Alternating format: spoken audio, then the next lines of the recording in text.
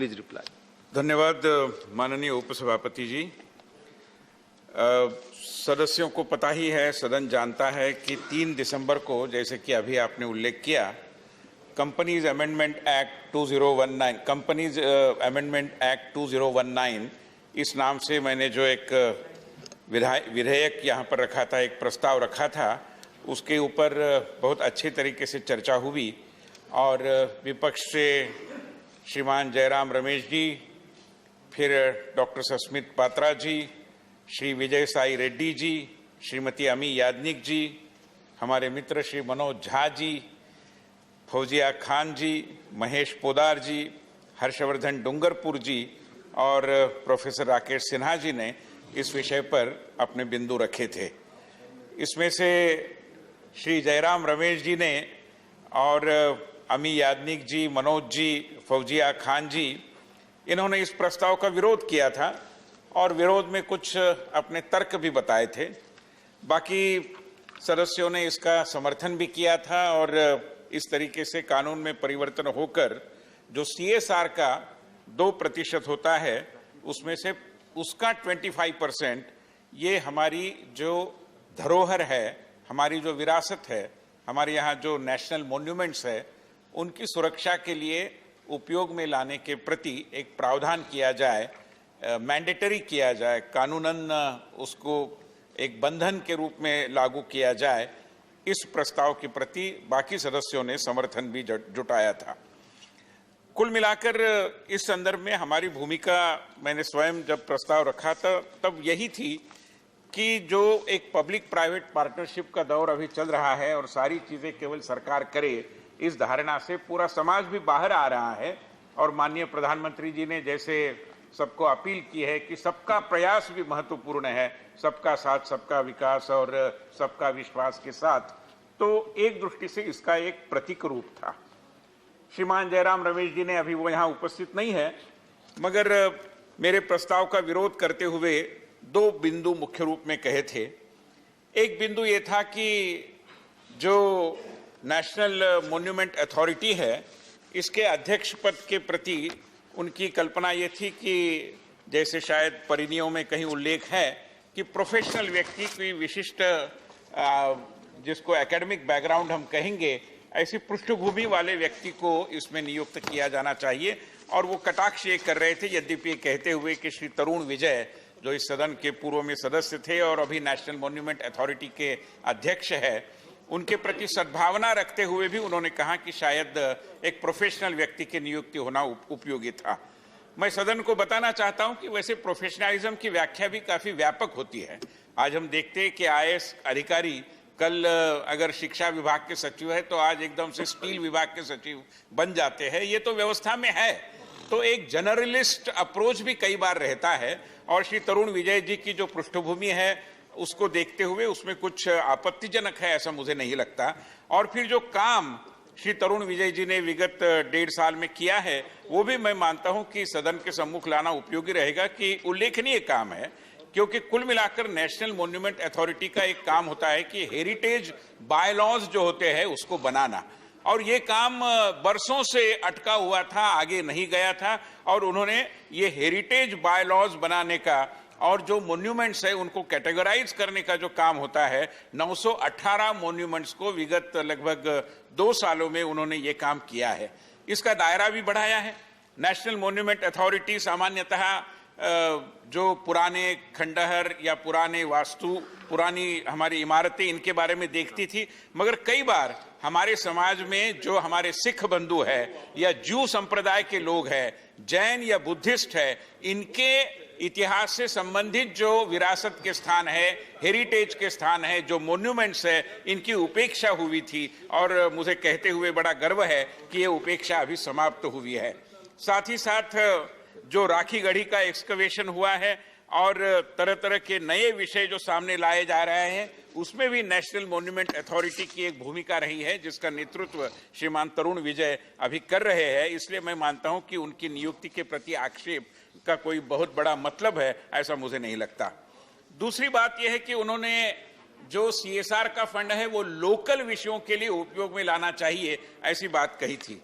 और अच्छा है उन्होंने इस विषय को छेड़ा।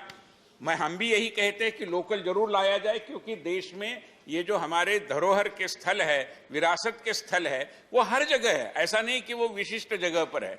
और मैं उदाहरण देता हूं कि बहुत सारी कंपनियों के कार्यालय, मुख्यालय मुंबई में है, और मुंबई के आसपास महाराष्ट्र में भी इन दिनों किलों की जो दुर्दशा है, और छत्रपति शिवाजी महाराज का नाम लेकर राजनीति करने वालों के राज में ही ये उपेक्षा चरम सीमा पर पहुंची है। मैं कुछ उदाहरण देना चाहता हूं अध्यक्ष महोदय, क्यों मैं इस विषय का आग्रह रख रहा हूं। जैसे हम देखते हैं कि मुंबई महानगर में एक माहिम का किला है, माहिम तो बहुत निकट है, और माहिम के किले पर, माहिम, थोड़ा साहस रखिए ना प्लीज, थोड़ा टॉलरेंस। माननीय प्रियंका जी, माननीय प्रियंका जी, तो जो ये माहिम का किला है अध्यक्ष महोदय, तो ये माहिम के किले पर बाकायदा एक खाटिक खाना चल रहा था, और वहां पर जानवरों की कत्ल खुलेआम होती थी। ये तो अच्छी बात है कि इतिहास के कुछ अध्येताओं ने और इन विरासत और हेरिटेज बिल्डिंग्स के बारे में चिंता करने वालों ने ये बात महाराष्ट्र सरकार के सामने लाई, तो अभी वो कुछ बंद हुआ है, मगर वहां पर अभी भी इलीगल ऑक्यूपेंट्स जो गलत तरीके से, अवैध तरीके से किले का कब्जा लिए हुए हैं। आप एक बार जाकर देखिए महोदया, आप जाकर देखिए, आपका ज्ञान थोड़ा सीमित है, मैं आपके ज्ञान में थोड़ा वर्धन करना चाहता हूं। तो ऐसी सारी स्थिति है, कहीं प्रार्थना स्थल बने हैं, कहीं मस्जिदें बनी हैं, कहीं मजहर बनाई गई है।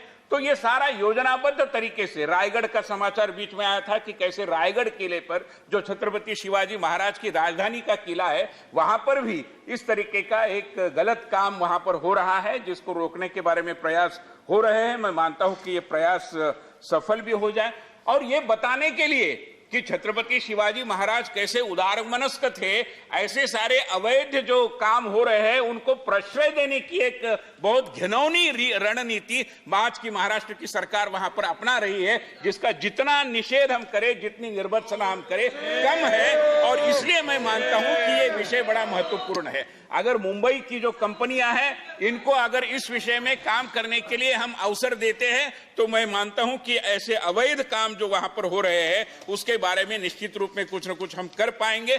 आज महाराष्ट्र में कुल मिलाकर 60 ऐसे किले हैं जो केंद्र सरकार के सुरक्षा में है, 47 किले हैं जो राज्य सरकार की सुरक्षा में है, और दुर्भाग्यवश राज्य सरकार की उपेक्षा के कारण इन किलों के ऊपर ऐसे अवैध कामों की एक के बाद एक लगातार बहुत सारे उदाहरण सामने आ रहे हैं, जिसकी प्रति जितनी गहरी चिंता हम व्यक्त करें, मैं मानता हूं कि कम है।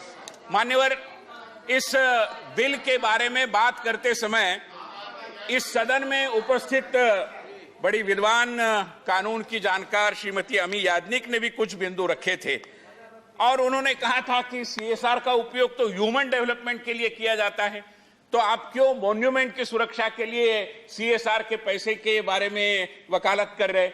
मैं माननीय सदस्य को यहां पर विनम्रता से कहना चाहता हूं कि ह्यूमन डेवलपमेंट की जो कल्पना है उसमें संस्कृति का विकास भी आता है, ह्यूमन डेवलपमेंट में आइडेंटिटी भी आती है। आखिरकार अगर हम अपने आप को भारतीय कहते हैं तो भारतीय कहने के कुछ एक बिंदु है, कुछ मान बिंदु हमारे हैं, और इसमें हमारे इस धरोहर के सारे स्थल आते हैं, हमारी परंपरा से जुड़े हुए, इतिहास से जुड़े हुए ये सारे स्मारक स्थल आते हैं। इसलिए ह्यूमन डेवलपमेंट से ये विपरीत है, ऐसा मानने की गलती हम न करें, ये मेरा आपको निवेदन है। आदरणीय उपसभापति जी, मुझे यह भी सुझाव दिया गया माननीय सदस्य से कि ये इसके लिए बिल लाने की क्या जरूरत है, ये तो छोटा सा विषय है, आप प्रधानमंत्री के पास जाइए, उनको प्रार्थना करिए और उनको कहिए कि थोड़ा धन आवंटन करिए। मैं बताना चाहता हूं कि ये तो बात होती है। अभी आर्कियोलॉजिकल सर्वे ऑफ इंडिया के लिए जो बजट है वो सरकार ने बढ़ाया है, मैं सरकार का अभिनंदन करना चाहता हूं, और हम प्रधानमंत्री जी के साथ बहुत अच्छे तरीके से संवाद भी करते हैं। हमारी पार्टी में ऐसा नहीं कि आप प्रधानमंत्री के साथ या नेता के साथ बोल रहे हो और नेता कुत्ते को बिस्किट खिला रहा है, ये स्थिति हमारे यहाँ नहीं होती। हमारे यहाँ पूरी सुनवाई होती है, और पूरी सुनवाई के साथ हमारी बात को गंभीरता से ले जाने की हमारी पद्धति है, इसलिए वो तो बात सही है। और इसमें और भी एक बात है कि ह्यूमन डेवलपमेंट में जो इतिहास के बारे में एक दृष्टि अपनानी होती है ना, उसमें नए नए मॉन्यूमेंट भी बनाना जरूरी होता है। कई बार मुझे अचरज होता है उपसभापति महोदय कि हमारे देश में 15 प्रधानमंत्री हो गए, मगर जिनके जन्मदिन राष्ट्रीय उत्सव के रूप में या त्योहार के रूप में या किसी आयोजन के माध्यम से मनाए जाते हैं, ऐसे केवल 3 प्रधानमंत्री हैं। माननीय श्री पंडित जवाहरलाल नेहरू, आदर है सबको, उनका जन्म दिवस हम बाल दिन मनाते हैं। फिर श्रीमती इंदिरा गांधी जी का जन्म दिवस है, उसको भी हम सद्भावना दिवस के रूप में मनाते हैं। राजीव गांधी के जन्म दिवस को भी हम मनाते हैं। बाकी प्रधानमंत्रियों के जन्मदिन नहीं थे, किसी का जन्मदिन नहीं मनाते हम। अटल जी का जन्मदिन हमने पार्टी में शुरू किया, बाद में सरकार ने लाया। आप पीवी नरसिंह राव को तो भूल जाते हैं।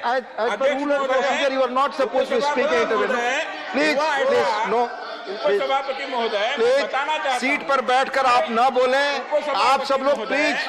नो, उपसभापति महोदय, मैं बताना चाहता हूं कि श्री पीवी नरसिंह राव, इस देश के इतिहास में उनका स्थान बहुत बड़ा महत्वपूर्ण रहा है। बुद्धे जी का कोई बात रिकॉर्ड पे नहीं जा रही है, सिर्फ माननीय सरस्वती बुद्धे जी की बात रिकॉर्ड पे जा रही है। प्लीज बैठ जाइए, प्लीज। जब उनका निधन हुआ तो उनका अंत्य संस्कार यहाँ करने के बारे में आपत्ति जताई गई। उनके परिवार को वहां तेलंगाना में जाकर उनका अंत्य संस्कार करना पड़ा। क्यों? क्योंकि यहाँ अंत्य संस्कार करते थे तो उनके समाधि बन जाती थी, जो समाधि कुछ चंद लोगों को नहीं चाहिए थी। ये बात है, इतनी संकीर्णता है यहाँ पर। और इसलिए अगर नए मॉन्यूमेंट बनाने हैं तो उसके लिए भी हमें और आवंटन की जरूरत होगी। हमने यहाँ वॉर मेमोरियल बनाया, आपने तो कुछ नहीं किया। हमने यहाँ पुलिस मेमोरियल बनाया, आपने तो एक युद्ध का बनाया। अरे केवल एक युद्ध के जवानों के प्रति भावना का अभिव्यक्तिकरण उपयोगी नहीं है। सारे जवान जो भी देश के लिए बलिदान किए हैं, सबके प्रति हमारे मन में सम्मान की भावना है। आपका जैसा सिलेक्टिव अप्रोच नहीं है। हमने, उपसभापति महोदय, नेशनल रिकॉग्निशन का भी हमने डेमोक्रेटाइजेशन किया है। हमने कभी अंतर नहीं किया। हमारे लिए सारे दिवंगत प्रधानमंत्री उतने ही माननीय हैं जितने कि देश के पहले प्रधानमंत्री हैं। और इसलिए सभी प्रधानमंत्रियों का वस्तु संग्रहालय बन रहा है, हम सबको पता होगा।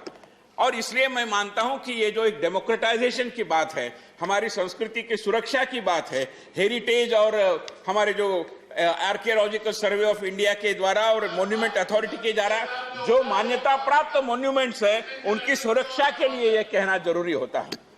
मान्यवर, मैं बहुत ज्यादा लंबा बोलने की मुद्रा में नहीं हूं, आवश्यकता भी नहीं है, मगर हम सब जानते हैं कि देश की पहचान जो है वो एक अपने आप में देश का एक अस्तित्व रखती है। अगर हमारे देश में, आप में से कई लोग विपक्ष में है, यहां पर है, तेल अवीव गए होंगे इजराइल की राजधानी, या चाइना गए होंगे बीजिंग में, तो बीजिंग जाओ, तेल अवीव जाओ, आपको ध्यान में आता है कि बीजिंग में it is the chairman's authority. You are not on the chair. तो please keep quiet. Please, no, you are not supposed to speak. It's not going on record. Please. जब हम बीजिंग में जाते हैं, उपसभापति महोदय, सीट पर बैठकर न बोले है कि अभी हम माननीय चेयरमैन ने सबसे पहले अमेरिका में गए आपके लिए किस तरह से बिहेव करना चाहिए अभी बताया। प्लीज, राज्यसभा के रूल्स प्रोसीजर में जो बिहेव है उसको फॉलो करिए। Please, you are not there to decide, उसके लिए आप डिसाइड करने को नहीं है यहाँ पर। बैठे आपकी बात रिकॉर्ड पे नहीं जा रही है। इनको आपत्ति क्या है जी? अगर ये स्थिति होगी, एक दूसरे को आप डिस्टर्ब करेंगे, नहीं चलेगा। बैठ जाइए। आपत्ति क्यों है? आप बैठ जाइए प्लीज, बैठिए। मैं ये कह रहा था कि हर शहर की पहचान होती है। आप बीजिंग जाते हैं तो आपको ध्यान में आता है कि शायद आप मांडारिन अमेरिका में है।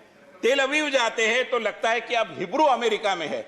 दिल्ली में और मुंबई में ये आपको नहीं लगता, क्योंकि हमने अपने देश की पहचान, अपने शहरों की पहचान, यहाँ की जो ऐतिहासिक संपदा है उसकी पहचान कायम रखी है। और इसके लिए भी CSR के बारे में ये होना जरूरी है।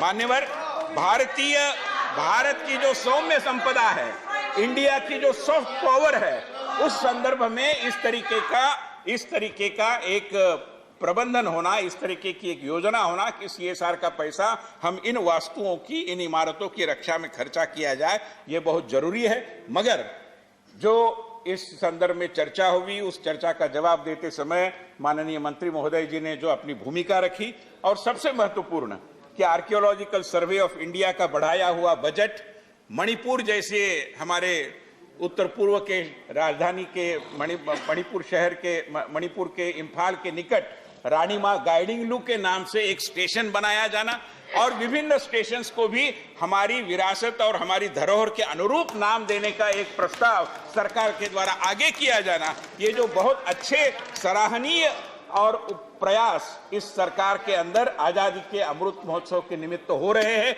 वो देखते हुए मेरे प्रस्ताव का जो भाव है वो सरकार ने समझा है। मैं सरकार के प्रति कृतज्ञता व्यक्त करते हुए अपना ये प्रस्ताव पीछे लेता हूं।